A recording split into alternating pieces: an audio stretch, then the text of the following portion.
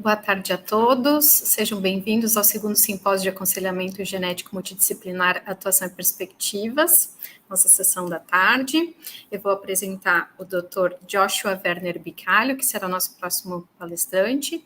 Então, o Dr. Joshua é médico geneticista, graduado em medicina pela Universidade Federal de Rondônia, tem residência médica em genética médica pelo Hospital de Clínicas de Porto Alegre, é mestre em ciências médicas, pelo Programa de Pós-Graduação em Medicina, Ciências Médicas da Universidade Federal do Rio Grande do Sul e atua como médico geneticista no Laboratório Mendelix, Análise Genômica, em São Paulo, no Hospital de Amor da Amazônia, e na Clínica Crescer Mais, em Porto Velho.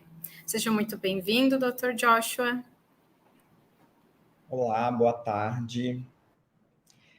Eu gostaria de agradecer, o convite da organização para poder falar um pouquinho para vocês hoje à tarde. Espero que seja bastante proveitoso. Vou dar um pouquinho da minha visão como médico geneticista, de várias vivências na minha formação e também na minha atuação como médico geneticista, tanto lá no Rio Grande do Sul, onde eu fiz a residência, como aqui em Rondônia, que tem um mundo completamente diferente quando comparado ao que eu vivi lá na residência. Então, eu vou pedir para apresentar. Então, o tema da nossa palestra hoje vai ser prática médica do aconselhamento genético em diferentes regiões do Brasil.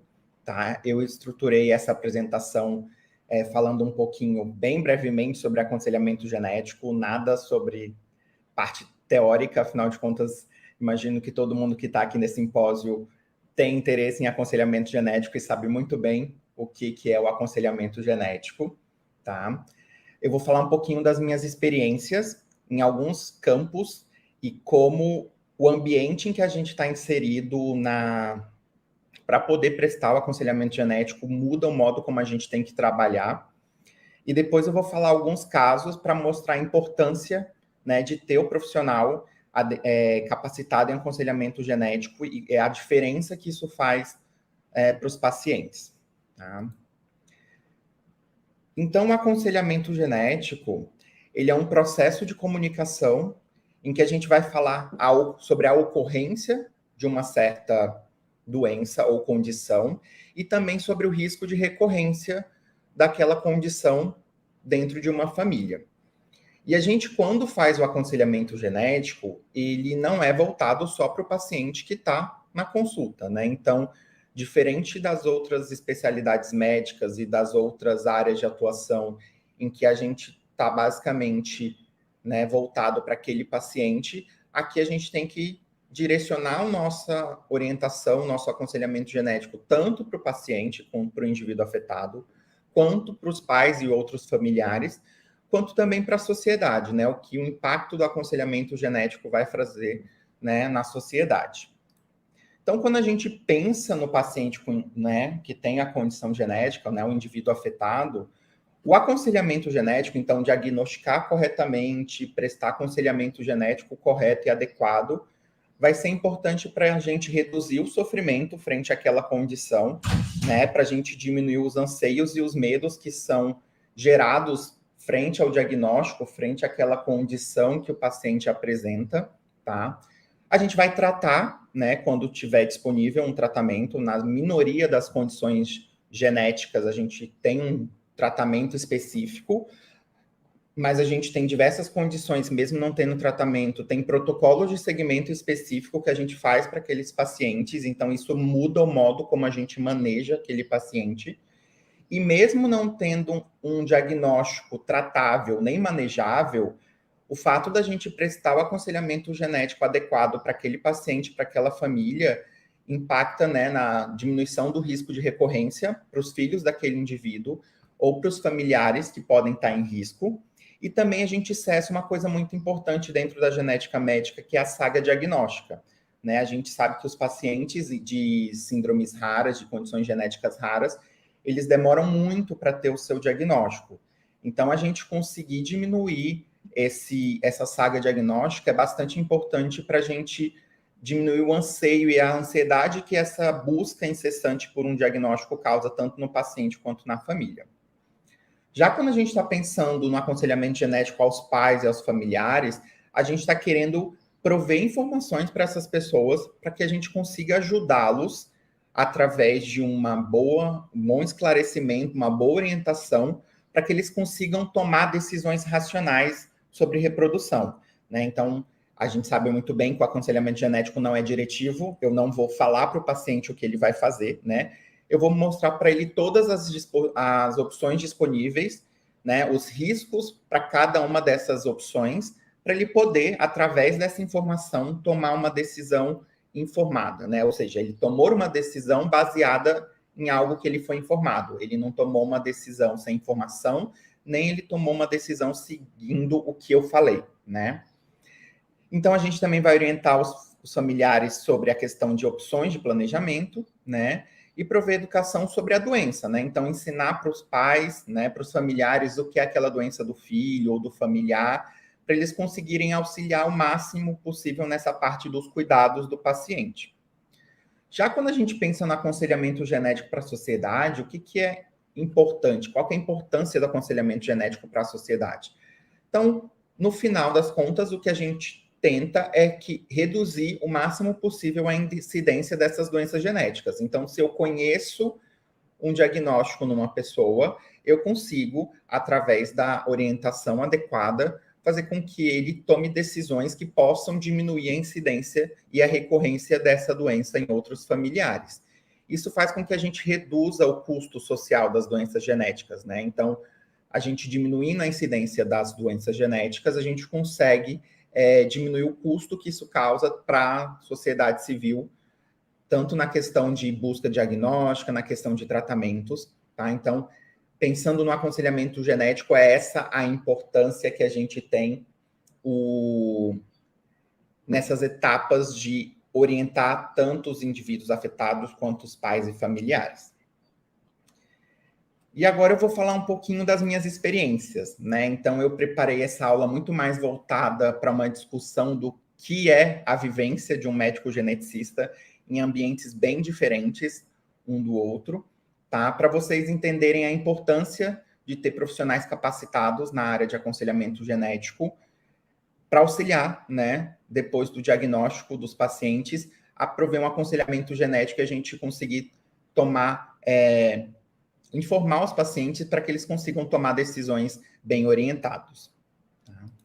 Então, a primeira experiência que eu vou falar é num hospital fora da curva, vamos assim dizer, né? Então, como vocês têm aí na USP em São Paulo, eu fiz residência no Hospital Quaternário, né, o Hospital de Clínicas de Porto Alegre, que é esse mega hospital, que é um hospital universitário vinculado à Federal do Rio Grande do Sul, e dentro desse hospital a gente tem um serviço de genética médica, que é um dos serviços de referência em doenças raras do Brasil, que é composto por um quadro muito grande, uma parte clínica muito grande, então tem diversos médicos geneticistas, cada um deles atuando em uma frente da genética médica, então na dismorfologia, nos erros de metabolismo, na neurogenética, na oncogenética e na genética reprodutiva. E a gente ainda tem uma equipe não só clínica, né? A gente tem nutricionista, tem apoio da psicologia, tem apoio do serviço social, mas dentro do serviço a gente também tem a equipe de laboratório, né? De citogenética, de genética bioquímica e de genética molecular. Tá? Então, ter uma estrutura como essa disponível para a gente conseguir fazer o correto diagnóstico e o correto aconselhamento genético dos pacientes facilitem muito o nosso trabalho, né? Então, porque a gente tem ali disponível vários colegas em que a gente pode discutir casos mais complexos, a gente tem apoio de outros profissionais não médicos, né? Então, psicólogos, assistentes sociais, nutricionistas, para nos auxiliar tanto no manejo quanto no aconselhamento genético desses pacientes, tá? E tem a equipe de laboratório que facilita a gente fechar o diagnóstico desses pacientes. Então, dentro desse hospital, né, dentro do Clínicas, que foi onde eu fiz a residência, eu escolhi falar de 3 experiências principais, né? Então, do ambulatório de oncogenética, um ambulatório que a gente tem no serviço chamado ambulatório de neuropreditivo e o ambulatório de tratamento de erros inatos no metabolismo.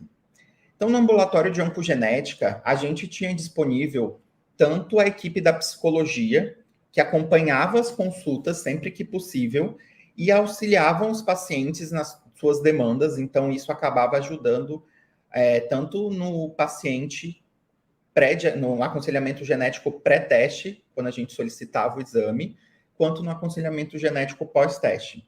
Tá? Além disso, a gente tinha uma enfermeira que tinha formação em aconselhamento genético, e ela também nos auxiliava na entrega dos resultados, principalmente nos resultados negativos, em que o teste genético era negativo e o aconselhamento genético não ia ser voltado para a parte de tratamento ou na parte de manejo diferenciado, que acabava ficando com a equipe médica para fazer esse manejo, mas ela conseguia nos auxiliar na entrega dos resultados e nas orientações que têm que ser dadas para os pacientes no ambulatório de oncogenética, porque apesar de eu não ter um diagnóstico oncogenético, né, o que pode sair de errado num aconselhamento genético não muito bem feito, é que o paciente pode ter a falsa sensação de que se o meu DNA está falando que eu não tenho uma síndrome genética de predisposição ao câncer, logo eu não vou ter câncer, né? Isso é um erro muito comum quando a gente faz aconselhamento genético de pacientes com testes negativos, eles terem a ideia de que um teste genético negativo quer dizer que eu nunca mais vou ter câncer. Então, eu já tive câncer de mama, então nunca mais vou ter câncer de mama, eu não vou ter câncer de intestino, já que a genética deu negativo. Tá? Então, um aconselhamento genético num ambulatório de oncogenética com um teste negativo, às vezes consegue ser mais complicado do que um teste positivo. Né? Então, é importante a gente explicar essa questão do risco, né? O paciente não tem um alto risco por não ter uma síndrome genética, mas ele vai ter o risco voltado tanto para suas próprias histórias, quanto pela questão da história familiar. E é importante ele entender que ele tem que fazer os protocolos de seguimento voltados para o seu risco, seja ele baixo ou moderado, a depender da sua história pessoal e familiar. Tá? Então, ter esse apoio dos aconselhadores genéticos, né, tanto do pessoal da psicologia, né, quanto do pessoal da enfermagem, era bem interessante para a gente conseguir manter um ambulatório funcionando de maneira mais adequada. Tá?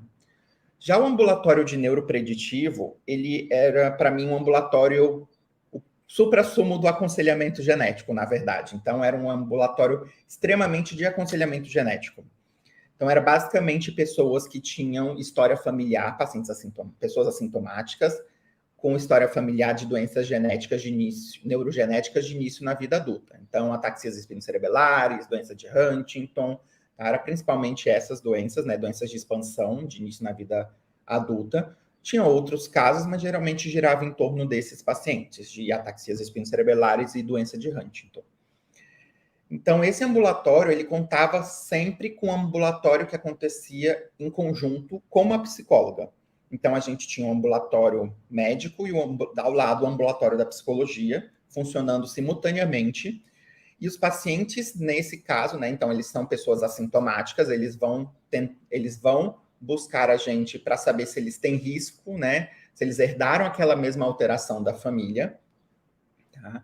Para eles poderem, através dessa informação, conseguirem fazer um planejamento, né, que vai girar em muitas questões, né? Então, a gente tinha uma estrutura muito bem feita nesse ambulatório a gente tinha pelo menos 2 consultas médicas, então o paciente chegava, a gente conversava sobre a doença, perguntava os motivos dele estar ali para entender por que ele queria fazer um teste preditivo, né? Por que ele queria saber se ele era portador de uma alteração no gene da ataxia espinocerebelar do tipo 3, da doença de Machado-Joseph, porque a gente explicava que não tinha tratamento pré-sintomático. Então, ele ter um resultado positivo não caracteriza ele como doente. Então, ele não teria um diagnóstico, ele seria um portador assintomático daquela alteração genética, mas ele ia saber que ele ia desenvolver em algum momento os sintomas. A gente não tinha nenhum tratamento pré-sintomático, então ele não ia fazer nada de diferente para diminuir os sintomas ou para retardar o início dos sintomas, mas ele também não ia ter diagnóstico, então ele não ia receber um laudo com diagnóstico daquela doença, afinal de contas ele era assintomático. Então a gente tentava entender o que motivava os pacientes, tá? E aí a gente pedia para ele ir para casa, tentar entender essas motivações e voltar na próxima consulta. Na segunda consulta, se o paciente tivesse trabalhado essa questão da motivação e ele realmente quisesse fazer o teste, entendendo os riscos e os benefícios, os prós e os contras de ter um resultado, ele ia para pelo menos 2 consultas com a psicologia, né? Então, a psicologia avaliava o paciente, também trabalhava com ele essas questões, e se o paciente, né, se a equipe da psicologia achava que o paciente poderia receber esse resultado, a gente pedia o teste genético no 4º encontro, né? Então, 2 encontros médicos, 2 encontros com a psicologia. A gente solicitava o exame e ele voltava depois do resultado para receber o resultado. E na consulta de resultado, a equipe da psicologia estava disponível também para caso tivesse alguma intercorrência, vamos assim dizer, durante o resultado. Então, a gente ter essa estrutura possível de sempre ter a mesma equipe médica conversando com o paciente, a mesma equipe da psicologia conversando com o paciente, facilitava para a gente trabalhar numa questão que é muito difícil na genética, que é o diagnóstico preditivo de doenças que não têm prevenção, né? Que não tem mudança de conduta enquanto o paciente é assintomático. Né? É diferente da oncogenética, que a gente está fazendo um preditivo, a pessoa não teve câncer, mas ela tem uma síndrome de predisposição ao câncer. Mas eu sabendo disso, eu vou tomar condutas de mudança de rastreio de câncer para essa pessoa. Já no ambulatório de neuropreditivo, não. Eu não vou mudar o modo como eu vou cuidar dessa pessoa. Ela vai continuar vivendo a vida dela com aquela informação de que em algum momento ela vai ter os sintomas da doença que tem na família dela. Tá? Então, ter esse apoio, né, e ter essa estruturação de um aconselhamento genético bem fundamentado é super importante para a gente conseguir orientar bem o paciente, né? Então, esse era um ambulatório, basicamente, como eu falei, o suprassumo do que era um aconselhamento genético, tá? E, na verdade, muitos dos pacientes nem voltavam para a segunda consulta, porque as motivações que os fizeram buscar a primeira consulta eram motivações que eles entendiam de outra maneira, né? Que eles iam ter ou um relatório médico que falando que aquela doença, ele poderia, por exemplo, aposentar por aquela doença, mas ele era assintomático, ou que ele ia poder fazer alguma coisa de diferente antes de ter os sintomas para poder retardar o início da manifestação. Então, ter essas informações faziam com que eles conseguissem tomar decisões mais corretas, que eles buscaram a gente com falsas ideias, né, com informações que não eram bem corretas. Tá? Então, orientar muito bem o paciente sobre os prós e os contras das investigações genéticas, principalmente em pacientes assintomáticos com risco de desenvolver doenças de início tardio, né? E ter esse apoio da psicologia era muito importante. E a terceira experiência lá no Hospital de Clínicas de Porto Alegre é no ambulatório de tratamento de erro inato. Então, ele era um ambulatório em que a gente acompanhava pacientes com doenças metabólicas tratáveis, e esse ambulatório, ele era bem multidisciplinar. Então, tinha gente da equipe médica, tinha as nutricionistas que atendiam os pacientes para prescrever a questão da nutrição nas doenças que tinham tratamento dietético, tinha equipe do serviço social para auxiliar em alguma demanda relacionada à questão de conseguir alguma terapia que eles não estavam conseguindo pelo município, ou tentar o tratamento estava difícil no município dele, eles tentarem algum benefício, alguma coisa que pudessem auxiliá-los no tratamento. E também tinha a equipe auxiliar da psicologia, que às vezes nos ajudava também em outras questões mais pontuais, né? Então, isso aqui é para mostrar como estar dentro de um centro de referência, um centro que tem uma equipe multidisciplinar, uma equipe extremamente capacitada em aconselhamento genético, auxilia a gente nessa questão de fazer um diagnóstico adequado, de fazer um aconselhamento genético adequado, e os nossos pacientes tomarem condutas, né, tomarem decisões bem informadas. Tá? E agora eu vou passar um pouquinho para a realidade fora de grandes centros, né? Então, vocês que estão na USP, imagino que a realidade é um pouco parecida com o Hospital de Clínicas de Porto Alegre, mas vocês sabem que fora desses grandes centros a realidade é um pouco diferente. Então, eu vou falar um pouquinho da minha realidade aqui no Hospital de Amor Amazônia. Tá? O Hospital de Amor Amazônia é um hospital oncológico vinculado à Fundação Pio XII, que é a mesma fundação que que é responsável pelo Hospital de Amor de Barretos, né? Então, a gente tem a gente é vinculado à mesma instituição de Barretos, tá?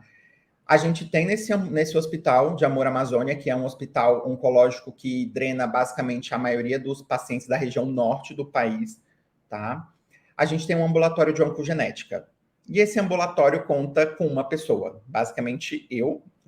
Então, aqui a gente tem um cenário completamente diferente da realidade que a gente tinha no Hospital de Clínicas. Então, quando a gente está sozinho, vamos assim dizer, né? A gente tem os outros profissionais médicos, a gente tem as outras equipes da psicologia, do serviço social, mas essas pessoas não são capacitadas em aconselhamento genético, elas são pessoas capacitadas em suas áreas, na psicologia, no serviço social, nas outras áreas médicas, mas elas não têm experiência em aconselhamento genético, tá? Então, isso acaba dificultando o modo como você tem que trabalhar, porque você vai saber que você não vai ter tanto aquela equipe de apoio que você tinha em um serviço tão grande como em Porto Alegre, e você vai ter que mudar o modo como você cuida dos seus pacientes e como você faz o aconselhamento genético, porque você que vai ser o único responsável, vamos assim dizer, pelo manejo e pelo cuidado e pelo que vai ser dito e falado para aquele paciente, para ele tomar as decisões bem orientadas, tá? Então, a gente ter essa diferença na mente é importante, além da questão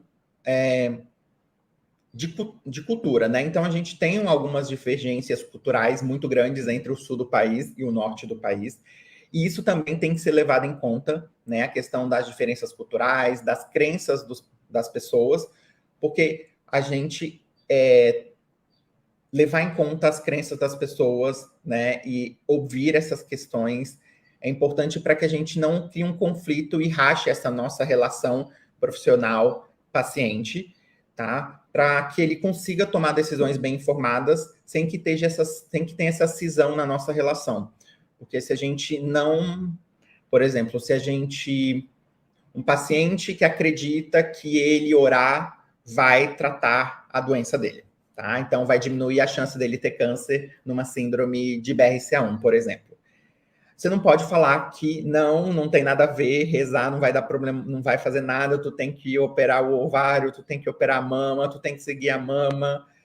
Não é bem assim que a gente tem que trabalhar, né? Então a gente tem que falar para o paciente, não, a sua crença é importante, mas é importante também você fazer os protocolos de segmento, né? Então, manter o segmento de alto risco para sua mama, a gente vai conversar sobre a redução do risco para câncer de ovário com a salpingoforectomia redutora de risco, né? Mas a sua crença é importante você se apoiar nas suas crenças, na sua cultura, na sua família, para te apoiar nessa questão do tratamento e também fazer a parte médica, né? Então, quando a gente integra as crenças e a cultura da pessoa dentro das suas decisões, isso também auxilia e facilita com que a gente consiga que esse paciente tenha mais adesão às terapias e às condutas que são propostas para ele. Outra realidade que eu queria mostrar para vocês é uma realidade num consultório privado, que aí é muito mais difícil, né? Porque apesar de eu estar lá no Hospital de Amor e só ter eu de pessoa com capacitação em aconselhamento genético, a enfermeira é a mesma, a psicóloga é a mesma, os colegas das outras especialidades são os mesmos, então eu consigo, mesmo aquele profissional, por exemplo, a profissional da psicologia, mesmo ela não sendo capacitada em aconselhamento genético, o fato dela estar inserido naquele ambiente em que ela vai receber esses pacientes com mais frequência do que outros profissionais, isso vai fazer com que ela tenha muito mais manejo, mesmo que ela não tenha capacitação em aconselhamento genético, do que outros profissionais, né? Então, profissionais mesmo sem capacitação, inseridos num ambiente que tenha muito essa demanda, eles acabam tendo mais interesse em tentar se capacitar, conversar com um colega, discutir o caso, tentar entender o que é aquela síndrome genética, tentar entender as repercussões para o paciente, o risco de recorrência na família. Então, isso facilita muito. Já no consultório privado, a gente tem a dificuldade de não ter essa referência, né? Então, Ok, você pode ter profissionais que são sua referência pessoal. Então, por exemplo, eu tenho uma psicóloga que eu sei que trabalha melhor nessa parte, ela não tem experiência em aconselhamento genético, mas eu sei que ela trabalha com pacientes de síndromes genéticas há bastante tempo, então ela tem mais conhecimento dessa parte.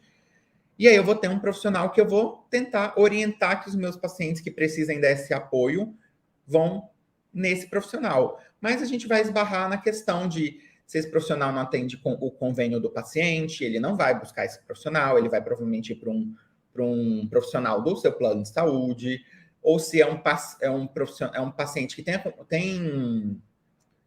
plano de saúde e esse profissional só não atende convênio, ele também não vai ficar muito voltado aí para um profissional particular se ele tem convênio de saúde. E quando você tem um paciente que quer pagar a consulta particular, às vezes ele não vai querer ir naquele profissional porque ela é um pouco mais cara do que aquela outra profissional. Então acaba sendo mais difícil a gente ter profissionais únicos de referência e conseguir guiar os pacientes para esses profissionais que têm mais experiência. Então, trabalhar no setor privado com aconselhamento genético é muito mais complicado, tá? Mas, né, então minha experiência aqui de consultório privado e Hospital de Amor Amazônia, então minha experiência em Rondônia mesmo você não tendo o apoio de outros profissionais, muitas vezes, o fato de você ter um profissional capacitado em aconselhamento genético em regiões em que esses profissionais têm uma defasagem, então aqui em Rondônia, o único médico geneticista sou eu, tá? Então, ter um médico geneticista em Rondônia faz com que a gente tenha muito mais aconselhamento genético correto, orientações corretas, tá? Para os pacientes tomarem decisões mais bem fundamentadas.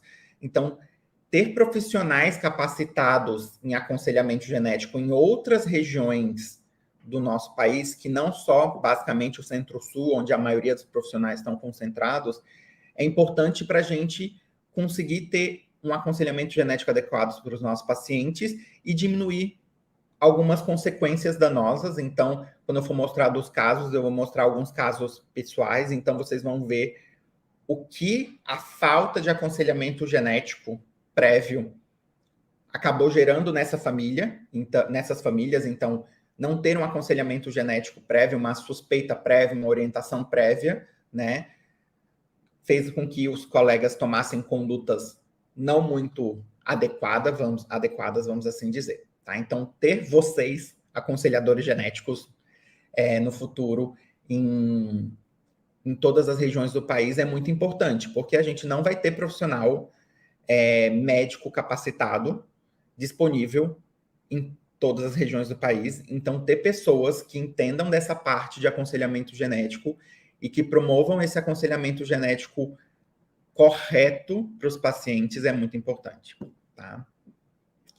E a minha última experiência, né? Eu trabalho num laboratório de genética molecular, tá? Eu trabalho analisando exames e laudando, e não diretamente com os colegas, mas sempre entra um colega que quer discutir um caso, que quer tentar entender o que aquilo funciona, se aquilo é diagnóstico ou não, se tem alguma coisa para fazer, se aquela VUS tem alguma coisa que eu posso fazer para tentar reclassificá-la, como é que eu faço isso, tá? Então, o profissional de aconselhamento genético que trabalha em laboratórios de genética molecular, ele consegue também trabalhar nessa questão de aconselhamento genético propriamente dentro do laboratório, até mesmo na questão de auxílio diagnóstico, de auxílio de interpretação de dados genômicos, de interpretação de laudos genômicos, né? Porque entender um resultado de um teste genético não é muito simples, né? Então, mesmo os testes tentando ser o mais claro possível, para profissionais que não trabalham todos os dias com resultados de testes genéticos, é complicado entender um resultado. Tá? Então, ter esses profissionais de aconselhamento genético também nessa vertente de auxílio, né, de interpretação, né, no auxílio desses laudos genéticos também é importante. Tá? Agora eu vou falar alguns casos, 3 casos que eu separei, tá? Para vocês entenderem a importância do adequado aconselhamento genético, né? A importância de ter pessoas capacitadas em aconselhamento genético. Eu vou contar um pouco a história dos casos. Eu joguei só o heredograma e eu vou contar a história para vocês, tá? Mas basicamente quem chegou na consulta foi essa menina, né, de 4 anos, o indivíduo 32, essa menina à direita, na geração 3, tá? Eu coloquei no heredograma os indivíduos numerados para facilitar. Então, a indivíduo aqui 32 é uma menina de 4 anos, assintomática, ela não tinha nenhum sintoma, nenhuma alteração, neurodesenvolvimento normal, completamente assintomática. Mas ela tinha um pai, tá? Com um diagnóstico de uma distrofia muscular, tá? Sem diagnóstico genético, mas a suspeita do médico que avaliou o paciente inicialmente, lá quando ele tinha 33 anos, né? Hoje ele tem 43. Então, há 10 anos, o médico que o avaliou suspeitou de uma doença chamada distrofia muscular de Emery-Dreifuss, tá? A distrofia muscular de Emery-Dreifuss é uma doença ligada ao X, na maioria das vezes, o gene EMD1 é um gene ligado ao X, tá? Então, ela veio por causa dessa história familiar, mas ela já chegou na genética. Ela chegou na genética, na verdade, por busca espontânea dos pais, e ela chegou na genética com pedido de exoma. Ou seja, fizeram uma solicitação de exoma para essa menina de 4 anos, assintomática, por causa da história familiar do pai, de uma doença provavelmente ligada ao X. Mesmo que não seja Emery-Dreifuss, pela história familiar, o padrão de herança sugere ele ligado ao X, né? Ele tem um outro irmão, meio-irmão materno, que também tinha um quadro clínico similar ao dele. Então, mesmo não sendo Emery-Dreifuss, o que a gente suspeita aqui é de uma doença muscular ligada ao cromossomo X, né? E aí a gente tá...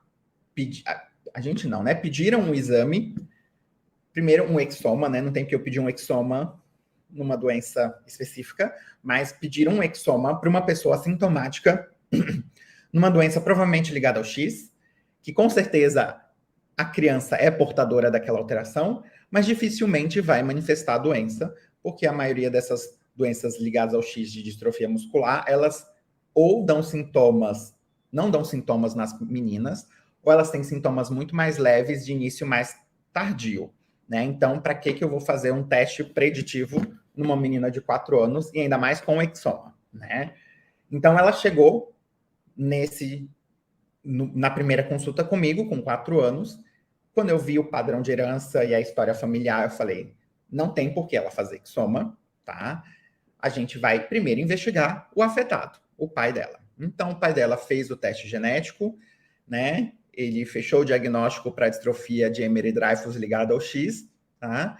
E quando ele voltou para receber esse diagnóstico, a gente conversou sobre o aconselhamento genético. Então, explicou que era uma doença ligada ao X, como ele só passa o X afetado para a filha dele é portadora, mas que a maioria das meninas são assintomáticas nessa faixa, em doenças ligadas ao X, em Emery-Dreifuss ligadas ao X, a maioria das meninas não vão desenvolver nenhum sintoma. Então, não tinha por que a gente fazer essa investigação nela aos 4 anos. Essa investigação deveria ser feita quando ela for ter filhos, né? Quando ela for adulta, e essa informação foi importante para ela tomar decisões reprodutivas, né? Porque, como provavelmente ela vai ser assintomática, e saber desse estado dela, que a gente já sabe que ela é portadora obrigatória, né? Mas saber desse estado molecular vai ser importante para ela tomar decisões a respeito da parte reprodutiva. Então, ela ter um correto aconselhamento genético é importante para isso, para a gente tomar decisões bem orientadas, tá? Aqui no segundo caso, então, quem chegou para mim foi a paciente 23, essa mulher que já está falecida, tá? Ela chegou para mim, obviamente, antes de falecer, tá? Mas aqui já é atualizado o heredograma depois que as filhas voltaram. Mas, basicamente, ela é uma mulher que teve câncer de mama bilateral aos 60 anos, tá? E aos 60 anos, ela teve câncer de mama bilateral e não encaminharam para uma avaliação oncogenética, né? Para uma avaliação genética, porque acharam que câncer de mama bilateral aos 60 anos não era relevante, tá? E não perguntaram nada da história familiar, e mesmo assim a história familiar não era lá muito importante para câncer, né? Perguntaram, teve caso de câncer na família, o pai dela tinha próstata, teve câncer de próstata aos 80 anos, então realmente câncer de próstata aos 80 anos não chama tanta atenção assim. Mas aí, durante o segmento oncológico, ela começou a ter queixas de sangramento retal, fizeram uma colonoscopia e ela tinha pólipos, né? Então, ela foi diagnosticada com polipose, tá? Atenuada. E ela também tinha tido, né? Quando eles fizeram a colonoscopia, ela já tinha 3 focos de tumor. Então, ela teve 3 cânceres de intestino. Então, ela teve câncer de mama bilateral e 3 cânceres de intestino com polipose aos 63 anos, tá? E aí, ela chegou na genética nesse momento, tá? Quando ela chegou na genética, a gente tentou casar, antes de eu conhecê-la, né? Lendo a história do prontuário, eu tentei casar doenças que dão câncer de mama e polipose, tá? Mas, na verdade, quando a gente foi conversar com ela, a gente entendeu que ela tinha uma história bem relevante. Ela tinha um neto, esse moço na geração 4-2, que tinha uma doença genética chamada ataxia telangiectasia. Ataxia telangiectasia é uma doença recessiva, é uma doença no gene ATM, mas variantes em heterozigose no ATM causam aumento de risco para câncer de mama. Então, como o paciente, esse neto dela, era homozigoto, né? Ele é filho de casal consanguíneo, como a gente pode ver aqui. Como esse paciente era homozigoto, eu tinha certeza que a mãe dele tinha ATM, e talvez a avó dele tinha ATM, porque ela tinha tido câncer de mama. Mas o ATM não explicava a polipose, né? Então ela fez um teste genético para investigar um painel multigênico que pegasse o gene os genes de polipose e os genes de câncer de mama, principalmente o ATM. E sim, ela tinha 2 condições genéticas. Ela era heterozigota composta para MUT-H, que é um gene de polipose adenomatosa familiar atenuada, tá? E ela era portadora em heterozigose do gene ATM, uma variante patogênica no gene ATM, tá? Então, assim, esse neto dela já tinha sido diagnosticado aos 3 anos, ou seja, 7 anos antes dela ter o câncer de mama bilateral. Então, quando o neto dela foi diagnosticado, em nenhum momento foi aconselhado a mãe e o pai dele que heterozigoto para TM tinha um risco aumentado de câncer de mama. Isso nunca foi conversado com a filha dela, que é a mãe do menino com ATM, tá? Então, talvez, se isso tivesse sido conversado lá no passado, quando o neto dela foi diagnosticado, tá? A mãe teria sido diagnosticada com ATM e teria sido orientado que os familiares deveriam pesquisar, até mesmo porque a gente tinha certeza que a mãe dela era afetada, afinal de contas, é um casal consanguíneo, tá? Eles são parentes, então a gente tinha certeza que a mãe ia ser portadora. Então, talvez, se esse casal tivesse sido aconselhado corretamente no diagnóstico do filho e soubesse desse risco de câncer aumentado para câncer, esse risco moderado para câncer de mama que o ATM dá, a avó teria investigado e a avó teria feito um diagnóstico e estaria cuidando melhor da mama por saber que ela tinha uma síndrome de predisposição hereditária ao câncer de mama. Claro que para polipose, né, como não tinha história familiar, a gente não ia pensar mesmo, tá? Ela ia ter diagnóstico realmente quando fosse o momento. Na verdade, ela deveria ter feito diagnóstico aos 50 anos, quando deve ser feita a primeira colonoscopia nas pessoas sem síndrome genética de predisposição hereditária ao câncer coloretal, mas a gente sabe que a nossa medicina preventiva no Brasil é muito defasada, então ela deveria ter sido diagnosticada aos 50 anos, quando deveria ter feito a primeira colono, que ela nunca fez na vida, só fez quando começou a sangrar pelo intestino, tá?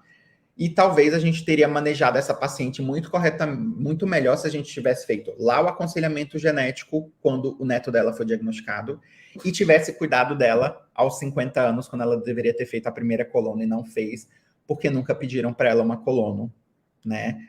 Então, aqui a gente vê vários problemas, não só na questão do aconselhamento genético, mas também na questão de cuidados preventivos para os pacientes sem síndromes genéticas também, tá? E nessa outra família, que é o último caso, e aí depois eu vi que tem algumas perguntas, eu vou responder algumas perguntas. Essa é uma família, na verdade, só para vocês entenderem, aqui não teve nenhum erro, aqui não teve nenhum problema, mas na verdade é para vocês entenderem a importância de como a gente aborda o aconselhamento genético, de como a gente conversa com os pacientes. Então, essa menina, a 41, ela foi encaminhada para a genética com um diagnóstico clínico de uma lipodistrofia chamada Berardinelli-Sape, ou lipodistrofia congênita, tá? E essas lipodistrofias de Berardinelli-Sape, elas são doenças autossômicas recessivas. E pensando em doenças autossômicas recessivas, a gente geralmente vai pensar em casais consanguíneos, mesmo que eles não saibam, talvez eles sejam consanguíneos, né? E aí a mãe chegou pra gente conversando. Então, o teste, a mãe chegou pra gente contando dos filhos, que ela tinha tido 4 filhos, que ela tinha tido, na verdade, 6 filhos, mas a única que tinha sintomas, essa era a filha mais velha.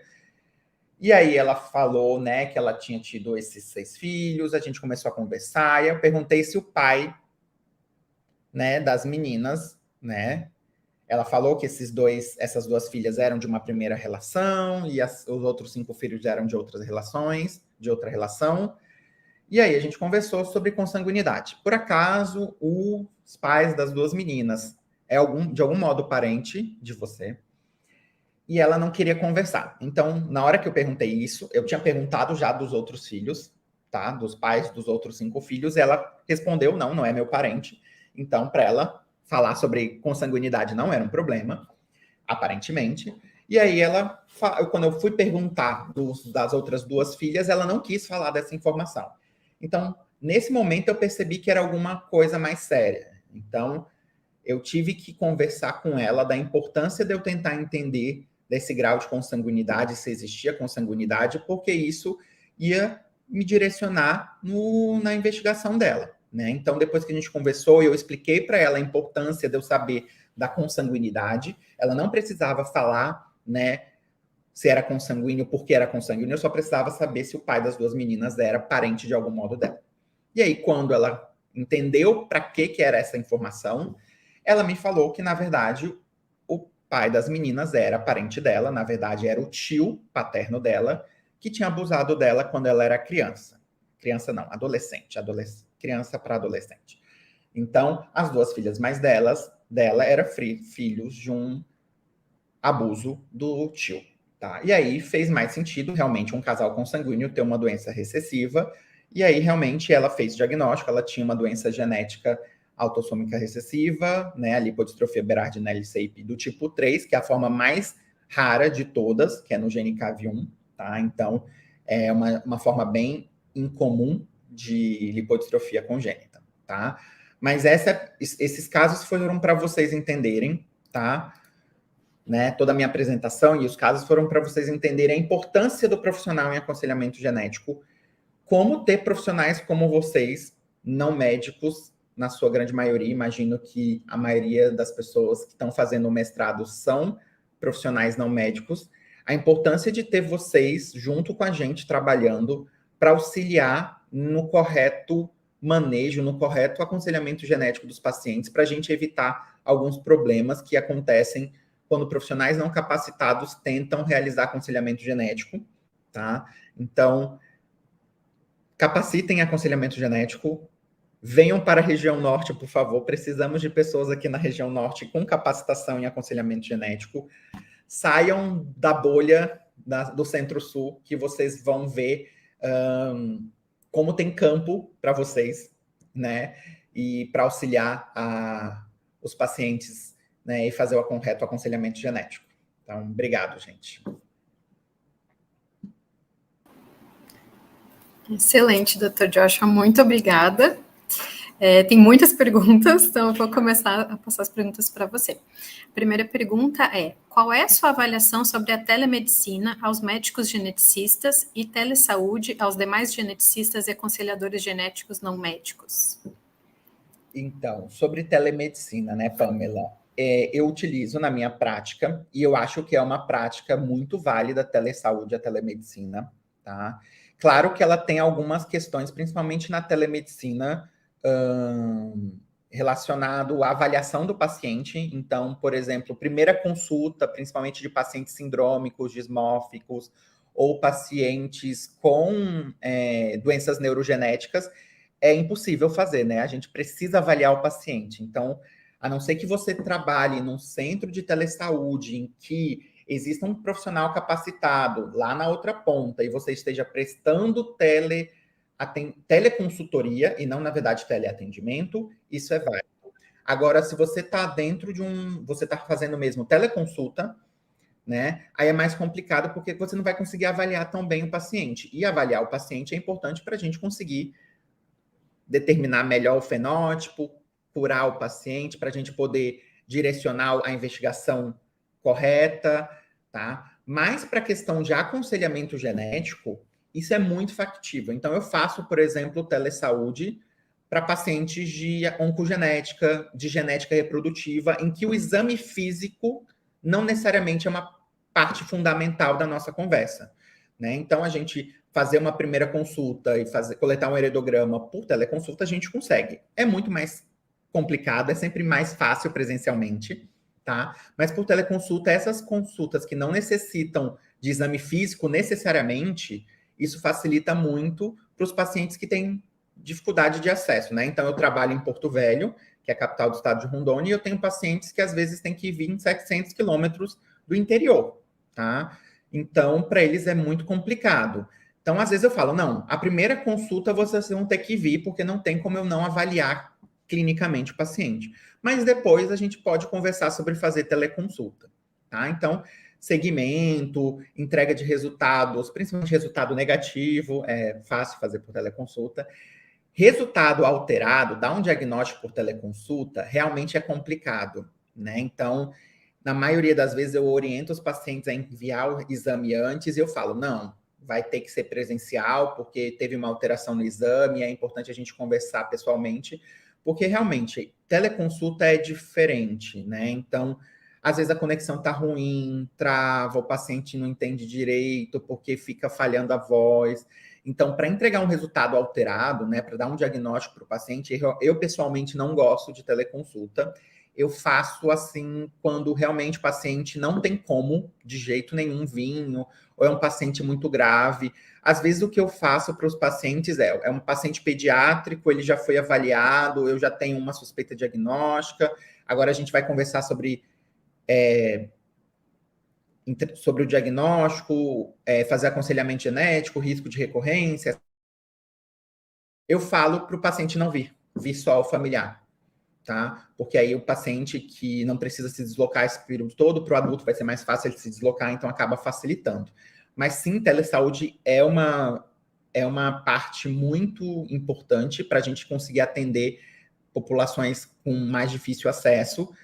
E também vai de profissional. Tem profissional que se sente mais à vontade em fazer teleconsulta e tem profissionais que se sentem menos à vontade de fazer teleconsulta. Basicamente, por exemplo, para mim, oncogenética, eu faço teleconsulta. Lá no Hospital de Amor, a gente faz teleconsulta, principalmente de pacientes que já têm diagnóstico e estão fazendo segmento. Então, para eles não terem que vir para o hospital para a gente avaliar, ver se está tudo bem, porque eles já estão seguindo com outras especialidades. E estão seguindo com a genética, ele tem que vir para a consulta da especialidade, a gente tenta casar, ou se não dá para casar, ele faz uma teleconsulta com a gente, porque ele vai ter que vir depois para fazer os exames de segmento. Então, para ele não ter que vir na consulta, depois vir para fazer os exames, depois ter que vir para ver o resultado, a gente faz uma teleconsulta antes, né, para ver como está tudo bem, se a gente vai fazer só os exames do protocolo, ou se tem que direcionar alguma coisa por queixas que ele está sentindo.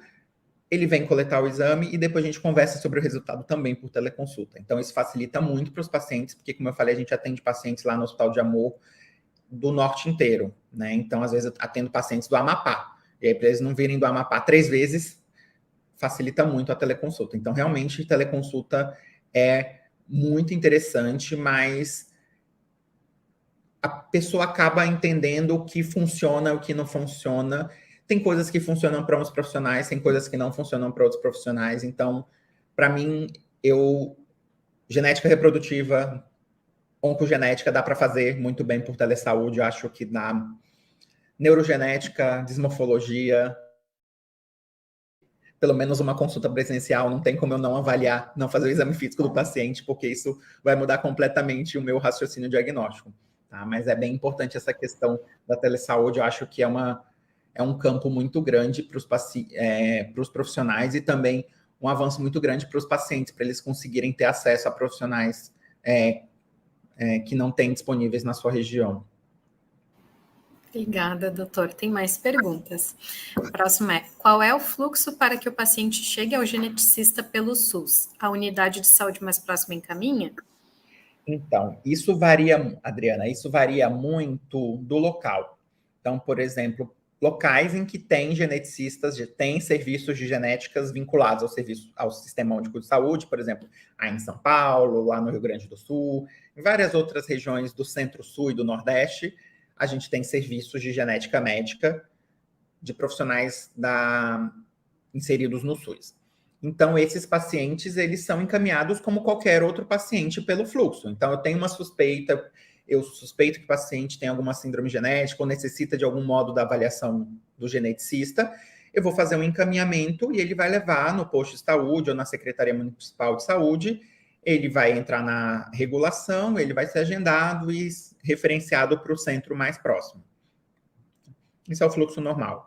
Só que a gente tem locais em que não tem serviço. Então, por exemplo, não tem geneticista no Tocantins, não tem geneticista no Amapá, não tem geneticista em Roraima. Eu existo em Rondônia, mas eu não sou contratado do Estado. Eu trabalho no Hospital de Amor, que é um hospital filantrópico que presta serviço para o SUS, mas eu não sou vinculado ao SUS necessariamente. Então, os pacientes não chegam a mim pela rede. Os pacientes do hospital chegam ao hospital pela rede, e aí depois os profissionais de dentro do hospital encaminham para mim. Então, eu só recebo o paciente interno ou familiares de pacientes internos que precisam de avaliação, aí eu consigo receber. Mas nessas regiões em que não tem profissionais geneticistas no quadro do Estado, né, não tem profissionais vinculados, geralmente esses pacientes vão ser encaminhados do mesmo jeito e eles vão para uma coisa chamada TFD, que é tratamento fora do domicílio. E aí o Estado, que tem que prover o atendimento em todas as especialidades, então para a genética também, ele vai ter que dar um jeito de direcionar esse paciente para um serviço próximo. Então, por exemplo, aqui em Rondônia, muitos pacientes são direcionados para o SARA de Brasília, por causa que ele já tem uma parceria, então já tem um fluxo meio que estabelecido, então eles acabam encaminhando esses pacientes para o SARA de Brasília. Tá? Então, locais em que não tem isso, não tem serviço público de genética, vamos assim dizer, eles acabam fazendo isso, tratamento fora de domicílio, e o encaminhamento é um pouco diferente, né? Eu tenho que pedir, o médico encaminha, o profissional de saúde encaminha o paciente para o geneticista, eu levo na regulação, é negado porque não tem esse profissional, e depois eu vou na Secretaria de Saúde, para a Secretaria de Saúde resolver a minha demanda, né? É uma coisa mais burocrática. Já para locais em que tem o geneticista inserido no Sistema Único de Saúde, é basicamente um encaminhamento como para qualquer outro especialista. Obrigada, doutor. Mais uma perguntinha. Gostaria de saber a sua opinião sobre a criação de um sistema de inteligência artificial para auxílio ao diagnóstico ou indicação para o direcionamento de um médico não geneticista para um médico geneticista. Então, sistema de inteligência artificial, na verdade, a gente já existe alguns, né, de auxílio diagnóstico. Então, por exemplo, a gente tem o Face2Gene, que é um aplicativo em que eu tiro a foto do paciente, posso colocar algumas informações clínicas, e ele, pela conjuntura dos achados, ele tenta elencar as síndromes prováveis que o paciente tem, né? Então, isso existe, tá? E a gente também tem outras inteligências artificiais menos inteligentes, mas que funcionam. Então, por exemplo, o próprio OMIM, né? O catálogo OMIM. Se eu colocar lá que o paciente tem retinopatia e cardiopatia, ele vai listar todas as doenças que esses dois termos, igual quando eu faço uma pesquisa no PubMed, né? Coloco entre aspas and e a outra informação, ele vai vai carregar todas as informações, todas as entradas que tem esses dois termos que eu descrevi. Então, de algum modo, é um IA de auxílio diagnóstico, né? Então, eu colocar as informações, mesmo eu não sabendo da doença, eu colocando o que eu achei, o que eu vi, eu posso tentar direcionar o meu raciocínio, tá? E a questão de um próprio IA para a indicação de um médico não geneticista direcionar para um médico geneticista, isso é um pouco mais complicado, eu acho, porque a inteligência artificial erra muitas vezes, na verdade. Eu acho que o que a gente deveria ter é mais serviços como... Existem alguns serviços, por exemplo, tem o telemedicina da UFMG, tem uma alogenética da Federal do Rio Grande do Sul, em que, na verdade, os profissionais que têm suspeitas de uma síndrome genética entram em contato, mandam demandas, e aí um médico geneticista avalia aquela demanda e orienta o paciente. Ah, não, esse quadro clínico que você falou, orienta o profissional, na verdade. Esse quadro clínico que você passou não parece sugerir uma síndrome genética, ou sugere uma síndrome genética. Eu recomendo que você peça esses exames que dão para pedir na atenção primária, e aí adiantar a investigação do paciente e encaminhar o paciente para a genética, porque aí ele já é encaminhado para a genética com exames que poderiam já ter sido pedidos na atenção primária, e aí isso agiliza também na questão da investigação. Então, esses serviços não IA, vamos assim dizer, serviços humanos de auxílio diagnóstico são bastante interessantes. A gente tem também, por exemplo, um auxílio diagnóstico para doenças esqueléticas, né? O da Unicamp, o OCD da Unicamp, que é do grupo de displasias esqueléticas. Então, a gente consegue colocar o caso lá, consegue colocar raio-x, imagem do paciente, e por essas informações eles conseguem direcionar, não, isso aqui parece uma osteogênese imperfeita, parece uma condroplasia.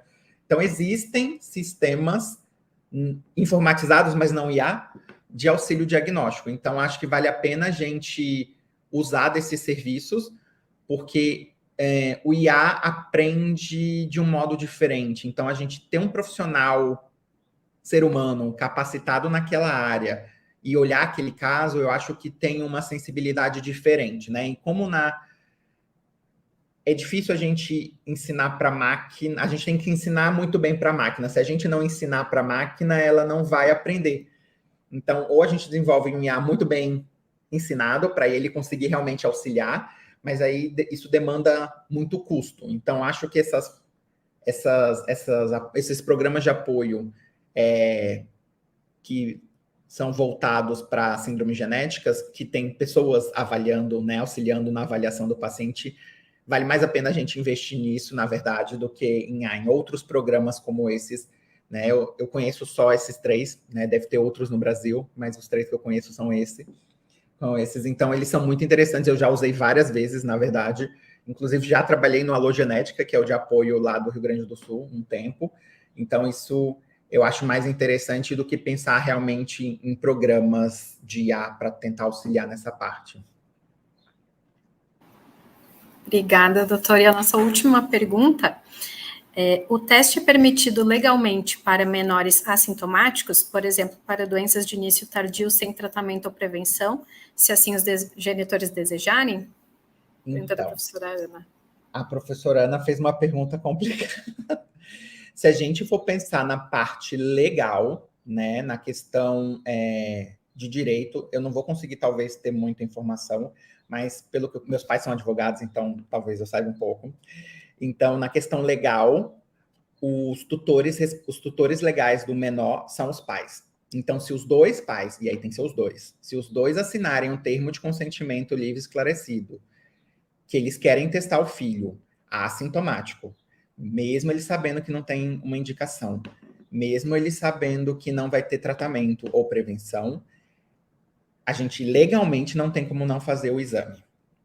O que acontece muitas vezes, na verdade, o que trava muitas vezes, na verdade, é a questão ética do profissional. Eu não peço, por exemplo, eu, Joshua, e sei que muitos geneticistas, imagino que a maioria dos geneticistas desse país, e das pessoas com experiência em aconselhamento genético, esse é o problema, as pessoas sem experiência acabam pedindo, mas as pessoas com experiência em aconselhamento genético não pedem esse exame, a não ser que, assim, o pai falou que vai fazer de qualquer modo, se você não pedir, eu vou ir em outro profissional que vai pedir. Então, nesse caso em que os pais meio que ameaçam, falando que vão fazer de qualquer jeito, eu prefiro eu pedir, porque eu sei que eu vou fazer o aconselhamento genético correto, eu sei que eu vou fazer o aconselhamento genético pré e pós-teste correto, e isso vai ter menos dano do que esse paciente sair para um profissional que vai simplesmente falar, tem história de Huntington, pede aqui o pedido de Huntington, faz e acabou, tá? Então, legalmente não tem nada que impeça, na verdade, a não ser que tenha alguma legislação nova que eu não sei, mas legalmente eu acho que não tem impeditivo, desde que o paciente, os pais, na verdade, assinam um termo de consentimento livre esclarecido de que eles são cientes de toda essa questão, tá? Tanto que os laboratórios têm também o próprio TCLE dessa questão e tem essa parte de teste pré-sintomático em alguns laboratórios, de que a pessoa assinando ali embaixo, ela está autorizando de que eu faça um teste assintomático um teste pré-sintomático, né? Mas, então, a maioria das vezes, por exemplo, no hospital lá de clínica de Porto Alegre, a gente fala, a gente não faz em criança. Às vezes, a gente já abriu exceção na questão de crianças, menos crianças, vamos assim dizer, mais adolescentes, mas eram adolescentes que entenderam o aconselhamento genético, entenderam o pró e o contra disso, né? Entenderam, passaram na psicologia, entenderam isso e realmente eles tinham essa motivação. Essa motivação vinha da pessoa e não dos pais. Então, eu acho que isso é o mais importante, mais do que a idade, a faixa etária. É que o 18 é uma coisa legal no Brasil, né? Mas mais do que a faixa etária, o que a gente tem que levar em consideração é o entendimento e a decisão do paciente. Eu estou fazendo o teste porque eu entendo que ter esse resultado genético é importante para mim, porque eu vou tomar decisões orientadas com esse teste. Então, nesse caso, a gente, por exemplo, síndromes oncogenéticas, né? Então, quando eu trabalho lá no Hospital de Amor Amazônia, síndromes que são só da vida adulta, eu falo que nem testo, né? Então, é só a partir dos 18, quando o paciente tiver 18, ou a partir dos 16, se já quiser ter filhos, aí é importante vir. Antes disso, eu não testo. Mas síndromes que dão tumores na infância, tá? Mesmo a criança sendo muito pequena, eu peço para ele vir na consulta. Eu falo que o paciente tem que vir na consulta. Eu sei que um paciente de 6 anos não vai entender muito bem o que eu vou falar, mas eu vou tentar fazer com que ele entenda o porquê que ele está ali, né? Por que ele está ali? Por que a mãe dele vai ali? Né? A mãe dele tem, sei lá, Lifraumene. Por que a mãe dele vem ali para aquele hospital, sei lá, uma vez a cada 6 meses? Ele vai saber que a mãe dele tem uma alteração, um câncer. As crianças têm essa ideia. Então, ele entender que ele está ali para, mesmo a decisão sendo dos pais, ele entendendo que ele está ali por uma questão de tentar descobrir se ele tem mais chance e a gente cuidar melhor da saúde dele. Para mim, isso é muito mais importante do que necessariamente a idade, né? O paciente está ali e ele está ciente de que ele está fazendo o porquê ele está fazendo. Claro, quando é muito criança e é decisão exclusivamente dos pais, né? Mas crianças um pouquinho maiores, né? Geralmente acima de 10 anos, 7, 10 anos, ele já tem um pouquinho mais de compreensão dessas coisas, né? Depois dos 7 anos, você tem menos abstralidade do que antes dos 7 anos. Antes dos 7 anos é muito abstrato as coisas para as crianças, mas depois dos 7 anos elas entendem muito mais essa questão. Ela pode não entender o que é câncer, pode não entender o que é uma endoscopia, uma ressonância, mas ela vai entender que a mãe dele está doente, que ela tem uma condição que aumenta a chance dela ficar doente e que ele pode ter ganhado isso da mãe dele por uma transmissibilidade das nossas características genéticas. E aí a gente explica, olha, seu olho não é parecido com a da sua mãe? Então, é parecido com isso porque é uma coisa que a gente transmite para os nossos filhos. Então, essa mesma coisa que ela tem de chance de ter mais câncer, ela pode ter passado também para você quando ela foi fazer você. Então, a gente quer saber se você também tem isso para a gente cuidar melhor de você. Então, eu gosto muito que os pacientes, crianças, venham e a gente tente explicar para eles do máximo jeito possível. E eu pergunto para o paciente se ele quer. Eu sei que a decisão final vai ser dos pais, né? Se ele falar não e o pai falar sim, eu vou acabar pedindo. Mas eu quero que ele entenda que ele tem, de certo modo, parte da decisão, que ele foi parte daquela decisão de testar, tá? Então, eu acho que isso é muito mais importante em doenças... Aqui, claro que para oncogenética é bem diferente, porque realmente tem prevenção, mas para doenças sem tratamento é mais complicado, porque assim, eu não peço. Então, eu tenho comigo que antes 18 eu acho que é um número muito cabalístico. 16 para frente, né? Você já pode votar a partir dos 16, eu acho que já pode decidir muita coisa. Então, 16 para frente, a pessoa vem, e aí eu sempre atendo, mesmo que seja menor de idade, eu sempre falo que eu quero ter um momento com o paciente sozinho. A mãe não tem que estar junto, o pai não tem que estar junto no momento. E quando eles vão responder se eles querem testar, primeiro vai ser na conversa sozinho. Porque quando tá com o pai e com a mãe, sempre tem aquela pressão. Ai, não, tem que testar, meu filho, tem que testar. Então, eu sempre ouço a família junto, depois eu ouço a pessoa sozinho, o menor de idade, né? Se ele for menor de idade. Para ele explicar o que ele entendeu, o que ele acha daquilo, tá? Se ele falar que ele não vai fazer, que ele não quer fazer, eu não vou pedir, tá? Mesmo os pais querendo, porque aí eu já fiz o aconselhamento genético. Ele já entendeu o risco, ele já entendeu o benefício. Ele é um adolescente de 16 anos, mesmo que os pais vão para outro profissional que vão pedir o exame, ele já vai entender que aquele é o exame da genética e ele vai falar que não quer coletar. Então, ele tem muito mais autonomia de falar, pai, eu não vou coletar, né, do que uma criança. Então, a faixa etária é complicado também, mas legalmente, né, a pergunta da Ana, legalmente acho que não, assintomático. Tanto que a gente vê testes, né, eu trabalhando num laboratório de genética, a gente vê pedidos de criança entrando, né? Então, isso vai acontecer. Por exemplo, essa paciente que eu atendi que era sintomática, eu não tenho dúvida que iam fazer o exoma dela. Porque, assim, eu entendo que da parte do laboratório é complicado ele barrar um pedido médico ou pedido de um profissional de saúde. Se o profissional de saúde pediu, é complicado para o laboratório falar, não, mas é criança sintomática, para que eu vou fazer um teste de Huntington? Alguns laboratórios têm essa visão e eles não fazem, tá? Eu sei que alguns laboratórios não fazem, mas não são todos os laboratórios. E também entendo a parte do laboratório. Eu entendo que não é função do laboratório barrar. Se foi pedido, tem um porquê, teoricamente, foi bem aconselhado e foi bem fundamentada essa decisão, tá? Mas acho que é isso. Perfeito, Dr. Joshua, muito obrigada. Foi excelente a palestra, as respostas às perguntas, né? Recebeu muitos elogios. E agora a gente precisa seguir com a programação, mas agradecemos imensamente a sua participação. Obrigado, gente. Uma boa palestra para todos.